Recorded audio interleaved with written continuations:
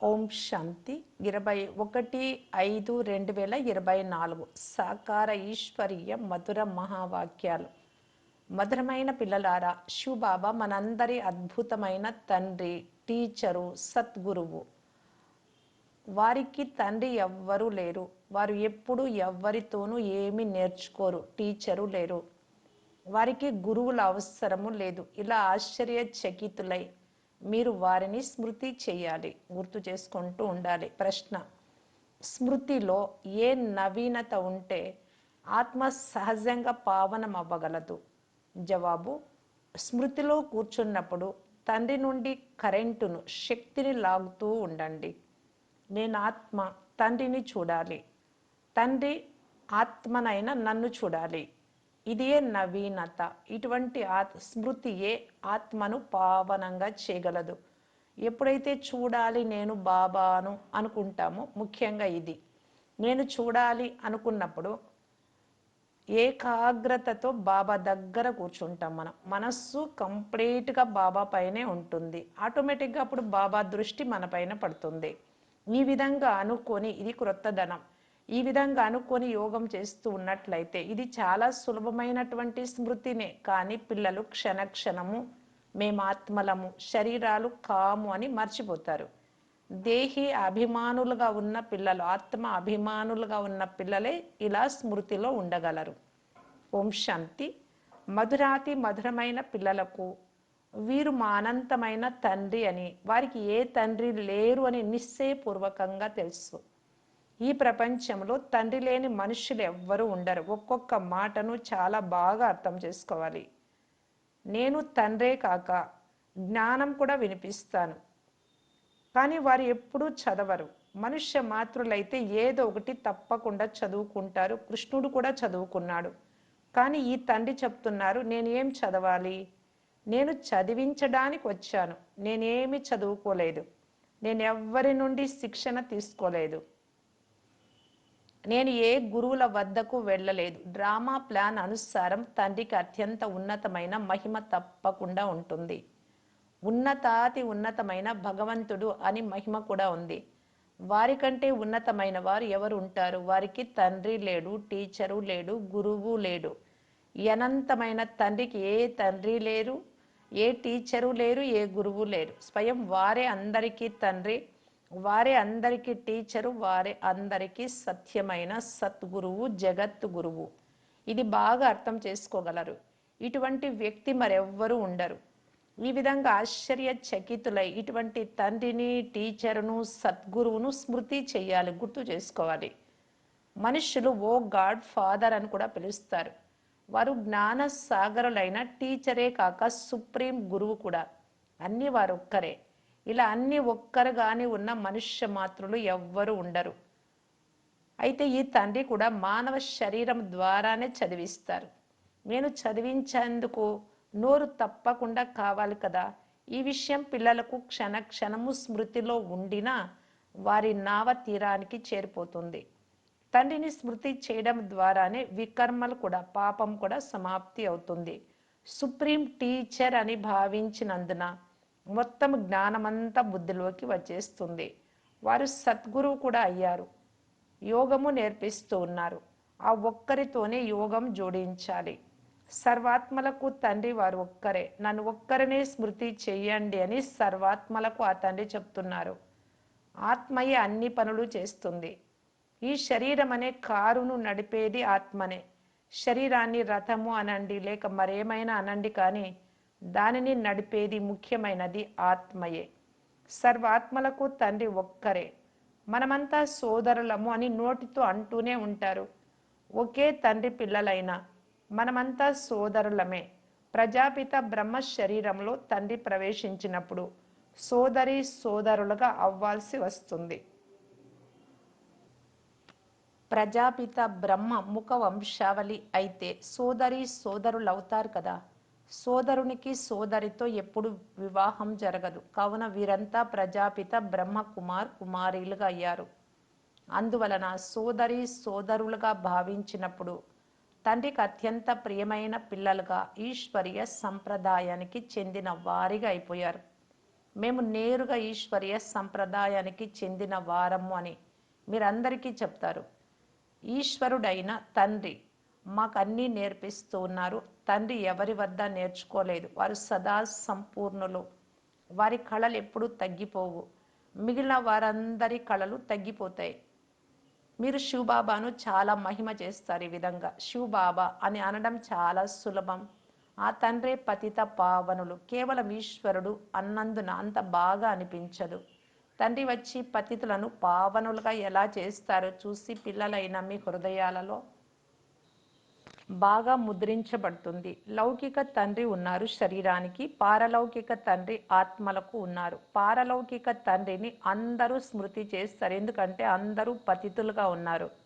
అందుకే స్మృతి చేస్తారు. పావనంగా అయితే దేవతలుగా అయినప్పుడు స్మృతి చేసి పతిత పావనుడైన తండ్రిని పిలిచే అవసరం ఉండదు. డ్రామా ఎలా ఉందో గమనించండి. పతిత పావనులైన తండ్రిని స్మృతి చేస్తారు. పావన ప్రపంచానికి యజమానిగా అవ్వాలి అని కోరుకుంటారు. శాస్త్రాలలో దేవాసుర యుద్ధం అనగా దేవతలకు అసురులకు యుద్ధం జరిగినట్లు చూపించారు, కానీ అలా కాదు. ఇప్పుడు మనం అసురులము కాదు, దేవతలము కాము అని మీకు తెలుసు. ఇప్పుడు మీరు అలా ఇలా కాక మధ్యలో ఉన్నారు. దేవతలుగాను లేరు, పూర్తి అసురులుగాను లేరు. అందరూ మిమ్మలను దుఃఖపరుస్తూ ఉంటారు. ఈ డ్రామా చాలా మజాగా ఉంటుంది. నాటకంలో మజా చూసేందుకే వెళ్తారు కదా, అవన్నీ హద్దు డ్రామాలు. ఇది అనంతమైన బేహద్దు డ్రామా. దీనిని గురించి మరెవ్వరికీ తెలియదు. దేవతలకైతే అస్సలే తెలియదు. ఇప్పుడు మీరు కలియుగం నుండి బయటకు వచ్చేసారు. స్వయం ఎవరైతే అర్థం చేసుకొని ఉంటారో వారు ఇతరులకు కూడా అర్థం చేయించగలరు. ఒక్కసారి ఏదైనా డ్రామా చూస్తే మొత్తం డ్రామా అంతా బుద్ధిలోకి వచ్చేస్తుంది కదా. ఇది మనుష్య సృష్టి రూపి వృక్షమని, దీని బీజం పైన ఉంటుంది అని బాబా అర్థం చేయించారు. విరాట రూపము అని అంటారు కదా, తండ్రి కూర్చొని పిల్లలైన మీకు అర్థం చేయిస్తారు. మనుషులకు ఈ విషయం గురించి తెలియదు. శివబాబా ఎవరితోనైనా భాష నేర్చుకొని ఉంటారా? వారికి టీచరే లేకుంటే వారు ఏ భాష నేర్చుకుంటారు? కనుక ఏ రథంలో ప్రవేశిస్తారు బ్రహ్మబాబా శరీరంలో, వారి భాషనే ఉపయోగించుకుంటారు. తండ్రికి తన స్వంత భాష అంటూ ఏదీ లేదు. వారు స్వయం ఏమీ చదవరు, ఏమీ నేర్చుకోరు. వారికి టీచర్ ఎవ్వరూ లేరు. కృష్ణుడైతే నేర్చుకుంటాడు. అతనికి తల్లి తండ్రి టీచరు ఉన్నారు. అతనికి గురువు అవసరమే లేదు, ఎందుకంటే అతడు సద్గతిలో ఉన్నాడు కనుక. ఇది కూడా మీకు తెలుసు. బ్రాహ్మణులైన మీరు అందరికంటే ఉన్నతులు. ఇది మీరు స్మృతిలో ఉంచుకోండి. మనల్ని చదివించేవారు తండ్రి. ఇప్పుడు మనము బ్రాహ్మణులము అని. బ్రాహ్మణులు దేవతలు ఎంత స్పష్టంగా ఉంది. తండ్రికి అన్నీ తెలుసు అని మొదటి నుండి అంటూనే ఉంటారు. అయితే వారికి ఏం తెలుసో ఎవ్వరికీ తెలియదు. వారు జ్ఞాన సాగరులు. ఈ మొత్తం సృష్టి ఆది మధ్య అంత్యాల జ్ఞానం వారికి మాత్రమే ఉంది. బీజానికి మొత్తం వృక్ష జ్ఞానమంతా ఉంటుంది. అయితే అది జడ బీజం. మీరేమో చైతన్యం. మీరు మీ వృక్ష జ్ఞానాన్ని అందరికీ అర్థం చేయిస్తారు. ఈ వెరైటీ మనుష్య సృష్టికి నేను బీజము అని తండ్రి చెప్తున్నారు. అందరూ మనుషులే, కానీ రకరకాలు ఉన్నారు. ఒక్క ఆత్మ శారీరక రూపురేఖలు రెండవ వారి వలె ఉండవు. ఇరువురి పాత్రలు కూడా ఒకే రకంగా ఉండవు. ఇది అనంతమైన డ్రామా. మనము మనుషులను అనగా శరీరాలను పాత్రధారులు అనము, ఆత్మలను పాత్రధారులు అంటాం. వారు మనుషులనే పాత్రధారులు అని భావిస్తారు. ఆత్మలైన మనము పాత్రధారులము అని మీ బుద్ధిలో ఉంది. ఆ మానవులు నృత్యం చేస్తారు, మనుషులు కోతులను నాట్యం చేయిస్తారు కదా. అలాగే ఇక్కడ ఆత్మ ఈ శరీరంతో డ్యాన్స్ చేస్తుంది, అంటే కర్మ చేస్తూ ఉంది, పాత్రను అభినయింపజేస్తుంది. ఇవి చాలా సులభంగా అర్థం చేసుకునే విషయాలు. బేహద్దు తండ్రి తప్పకుండా వస్తారు, వారు రారు అనే మాటే లేదు. శివ జయంతి కూడా జరుగుతుంది. ప్రపంచం ఎప్పుడు పరివర్తన చెందవలసి ఉంటుందో అప్పుడు తండ్రి వస్తారు. భక్తి మార్గంలో కృష్ణుడిని తలుచుకుంటూ ఉంటారు, కానీ కృష్ణుడు ఎలా రాగలడు? కలియుగంలో కానీ సంగం యుగంలో కానీ కృష్ణుడి రూపముని కళ్ళతో చూడలేరు. అటువంటప్పుడు అతన్ని భగవంతుడు అని ఎలా అంటారు? అతడు సత్యుగంలోని మొట్టమొదటి రాకుమారుడు. అతనికి తండ్రి టీచర్ కూడా ఉన్నారు. అతనికి గురువు అవసరం లేదు, ఎందుకంటే అతడు సద్గతిలో ఉంటాడు. స్వర్గమును సద్గతి అని అంటారు. లెక్కాచారం కూడా స్పష్టంగా ఉంది. మనుషులు 84 జన్మలు తీసుకుంటారు అని పిల్లలు అర్థం చేసుకున్నారు. ఎవరెవరు ఎన్ని జన్మలు తీసుకుంటారో లెక్క వేస్తారు. దేవతా కుటుంబానికి చెందిన వారు తప్పకుండా మొట్టమొదట సృష్టి ఆదిలో వస్తారు. వారే మొదట జన్మలు తీసుకుంటారు. ఒకరు జన్మిస్తే వారి వెనుక అందరూ వచ్చేస్తూ ఉంటారు. ఈ విషయాలన్నీ మీకు తెలుసు. మీలో కూడా కొంతమంది ఆ చదువులో వలె చాలా బాగా అర్థం చేసుకుంటారు. ఇది చాలా సులభమైన చదువు. కేవలం గుప్తమైన కష్టం ఒకటి ఉంది. మీరు తండ్రిని స్మృతి చేస్తారు, గుర్తు చేసుకుంటారు. అందులో మాయ విఘ్నాలు కలిగిస్తుంది. ఎందుకంటే మాయ రావణుడికి ఈర్ష్య కలుగుతుంది. మీరు రాముడిని స్మృతి చేస్తే తండ్రిని, నా దాసుడు రాముడిని ఎందుకు స్మృతి చేస్తాడు అని రావణుడికి ఈర్ష్య కలుగుతుంది. ఇది కూడా డ్రామాలో మొదటి నుండి నిశ్చయమై ఉంది, క్రొత్త విషయం కాదు. కల్పక్రితం కూడా ఏ పాత్రను అభినయించారో అదే పాత్ర మళ్ళీ అభినయిస్తారు. ఇప్పుడు మీరు పురుషార్థం చేస్తున్నారు. కల్పక్రితం ఏ పురుషార్థం చేశారో అదే ఇప్పుడు మళ్ళీ చేస్తున్నారు. ఈ చక్రం తిరుగుతూ ఉంటుంది, ఎప్పుడు ఆగిపోదు. సమయం కూడా టిక్ టిక్ అని జరుగుతూ ఉంటుంది. ఇది 5,000 సంవత్సరాల డ్రామా అని తండ్రి అర్థం చేయిస్తూ ఉన్నారు. శాస్త్రాలలో ఏవేవో రకరకాల మాటలు వ్రాసేశారు. భక్తి వదలండి అని తండ్రి ఎప్పుడూ చెప్పరు. ఎందుకంటే ఇక్కడ కొనసాగలేక, అది కూడా వదిలేస్తే భక్తి కూడా, జ్ఞానము లేక భక్తి లేక అటు ఇటు కాకుండా వెళ్ళిపోతారు. దేనికి పనికి రాకుండా పోతారు. అందువలన చాలామంది మనుషులు భక్తి మొదలైనవి చేయని వారు కూడా ఉంటారు. ఊరికి అలాగే బ్రతుకుతూ ఉంటారు. కొంతమంది ఆ భగవంతుడే అనేక రూపాలలో భూమిపై ఉన్నారు అని అంటారు. అరే, ఇది అనంతమైన డ్రామా, అనాదిగా తయారైన డ్రామా మళ్ళీ మళ్ళీ రిపీట్ అవుతూ ఉంటుంది. అందుకే దీనిని అనాది అవినాశి ప్రపంచ నాటకం అని అంటారు. దీనిని కూడా పిల్లలైన మీరు మాత్రమే అర్థం చేసుకుంటూ ఉన్నారు. ఇందులో కూడా కుమారీలైన మీకు చాలా సులభం. మాతలు ఏ మెట్లనైతే ఎక్కారో అవన్నీ దిగవలసి ఉంటుంది. బాగా పురుషార్థం చేయాలి, కష్టపడాలి. కుమారులకైతే ఇక ఏ ఇతర బంధనము లేదు, చింత కూడా లేదు. తండ్రి వారిగా అయిపోవాలి. లౌకిక సంబంధాన్ని మరచి పారలౌకిక సంబంధాన్ని జోడించాలి. కలియుగంలో ఉండేది దుర్గతియే. డ్రామా అనుసారం క్రిందికి దిగాల్సిందే. ఈ సర్వస్వము ఈశ్వరునిదేనని, వారే యజమాని అని భారత్ వాసులు అంటారు. మీరు ఎవరు? మనం ఆత్మలము, మిగిలినదంతా ఈశ్వరుడిది. ఈ దేహము మొదలైనవన్నీ పరమాత్ముడే మనకి ఇచ్చారు అని నోటితో యథార్థంగానే ఈ మాటలు అంటారు. ఇదంతా ఈశ్వరుడే ఇచ్చాడు అని అంటారు. మంచిది, వారిచ్చిన వస్తువులను అపహరించరాదు. కానీ ఆ మాట మీద కూడా నడవరు. రావణ మతమును అనుసరిస్తారు. మీరు కేవలం నిమిత్తమేనని తండ్రి తెలిపిస్తూ ఉన్నారు. కానీ రావణ సంప్రదాయమైనందున మీరు నిమిత్తంగా ఉండక మిమ్మలను మీరు మోసగించుకుంటారు. నోటితో చెప్పేది ఒకటి, చేసేది మరొకటి. తండ్రి ఇచ్చిన వస్తువులు వారే తీసుకుంటే మీకు దుఃఖం ఎందుకు కలుగుతుంది? మమకారమును నశింపచేసేందుకు ఈ విషయాలు తండ్రి తన పిల్లలకు అర్థం చేయిస్తారు. ఇప్పుడు తండ్రి నేరుగా వచ్చారు. బాబా, మమ్మలను వెంట తీసుకెళ్ళమని మీరే వారిని పిలిచారు. మేము రావణ రాజ్యంలో చాలా దుఃఖపడుతున్నాము, మీరు వచ్చి మమ్మల్ని పావనంగా తయారు చేయండి అని పిలిచారు. ఎందుకంటే పావనంగా అవ్వకుండా ఇక్కడి నుండి వెళ్ళలేము అని తెలుసుకున్నారు. మమ్మలను తీసుకెళ్ళండి అని పిలిచారు. ఎక్కడికి? ఇంటికి తీసుకెళ్ళండి. అందరి ఇంటికి వెళ్ళాలి అని అంటారు. కృష్ణుడి భక్తులు కృష్ణపురికి, వైకుంఠానికి వెళ్ళాలి అని కోరుకుంటారు. వారికి సత్యుగమే గుర్తు ఉంటుంది. అది చాలా ప్రియమైనది.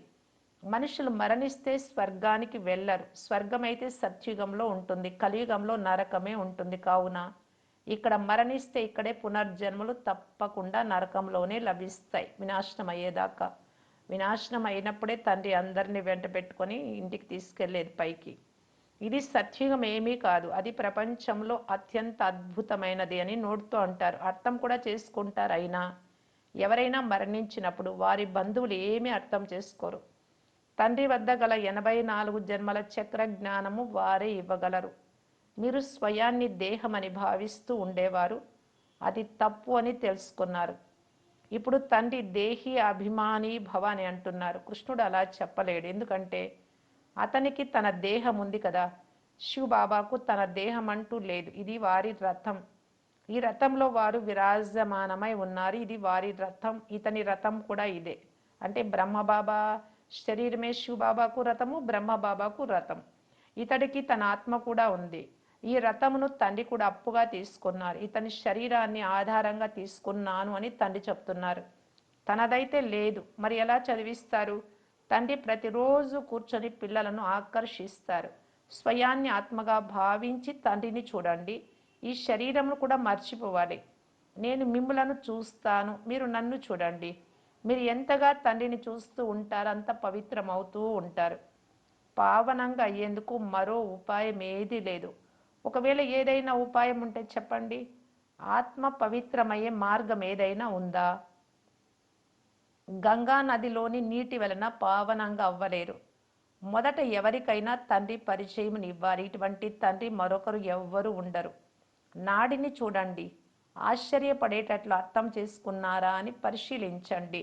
అలా చెప్పినందున వీరినే పరమాత్మ అని అంటారు అని భావించారు. ఇప్పుడు పిల్లలైన మీకు తండ్రి తన పరిచయం ఇస్తూ ఉన్నారు. నేను ఎవరు, ఇది కూడా పిల్లలకి ఇప్పుడు తెలుసు. చరిత్ర మళ్ళీ పునరావృతం అవుతుంది. ఈ కులానికి చెందిన వారే వస్తారు. ముందు కూడా ఎవరు బ్రాహ్మణులు అయ్యి దేవతలుగా అయి ఉండరో కల్పం ముందు వారే వస్తారు. మిగిలిన వారంతా తమ తమ ధర్మాలలోకి వెళ్ళిపోతారు. ఎవరైతే ఇతర ధర్మాలలోకి బదిలీ అయ్యారో వారు మళ్ళీ తమ తమ సెక్షన్లోకి చేరుకుంటారు. అందువలన నిరాకార వృక్షమును కూడా చూపించారు. ఈ విషయాలు పిల్లలైన మీరు మాత్రమే అర్థం చేసుకుంటారు. మిగిలిన వారు అర్థం చేసుకోవడం చాలా కష్టం. 7-8 మందికి తెలిపితే ఈ జ్ఞానం బాగుంది అని భావించేవారు ఒకరో ఇద్దరో వెలువడతారు. ఇక్కడి వారికి, తండ్రి దగ్గర ఉండే వారికి తుఫాన్లు తక్కువగా వస్తాయి. అయితే మళ్ళీ వెళ్ళి వినాలి అని వారికి మనసులో అనిపిస్తుంది మీరు చెప్పిన తర్వాత. చాలామంది సాంగత్య దోషంలోకి కూడా వచ్చేస్తారు. అందువలన మళ్ళీ రారు.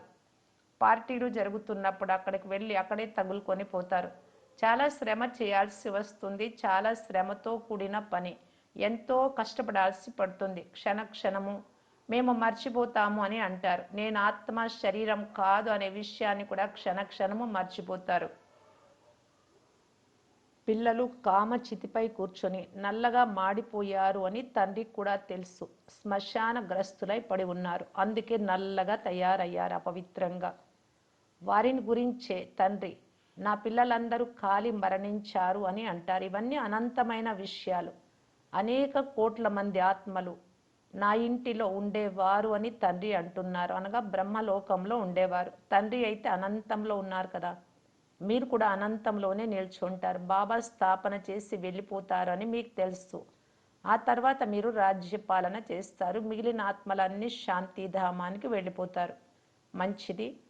మధురాతి మధురమైన అపురూపమైన పిల్లలకు మాతాపిత బాప్దాదాల ప్రియ స్మృతులు మరియు గుడ్ మార్నింగ్. ఆత్మిక పిల్లలకు ఆత్మిక తండ్రి నమస్తే. ధారణ కొరకు ముఖ్య సారం. ఫస్ట్ పాయింట్, ఏ పాత్రధారినైనా రావణుడు ఈర్ష్య చెందితే, విఘ్నాలు కల్పిస్తే, తుఫాన్లలోకి తీసుకొస్తే అటువంటి వారిని, అంటే మాయకు వశమైన వారిని చూడకండి. మీ పురుషార్థంలో మీరు తత్పరులై ఉండాలి. ఎందుకంటే ఈ డ్రామాలో ఎవరి పాత్ర వారిదే. ఇది అనాదిగా తయారైన డ్రామా. సెకండ్ పాయింట్, రావణుడి మతమును అనుసరించి ఈశ్వరుడి తాకట్టులో దొంగతనము మోసము చేరాదు. అంటే శరీరం కానీ, మనస్సు కానీ, ధనం కానీ, జనం కానీ ఇవన్నీ కూడా తండ్రి ఇచ్చినటువంటివి. మన దగ్గర తాకట్టు వస్తువులాగా ఉన్నాయి. దానిని నాది అనుకొని ఉపయోగించడం అనేది దాంట్లో తాకట్టు వస్తువును దొంగలించడము, మోసం చేసినట్టు అవుతుంది. కనుక అందరిపైన మమకారాన్ని తొలగించి సంపూర్ణ ట్రస్టీలుగా నిమిత్త మాత్రంగా ఉండాలి. వరదానం, సదా ఏకరస స్థితి ద్వారా సర్వాత్మలకు సుఖము, శాంతి, ప్రేమ యొక్క దోసిలినిచ్చే మహాదానీ భవ.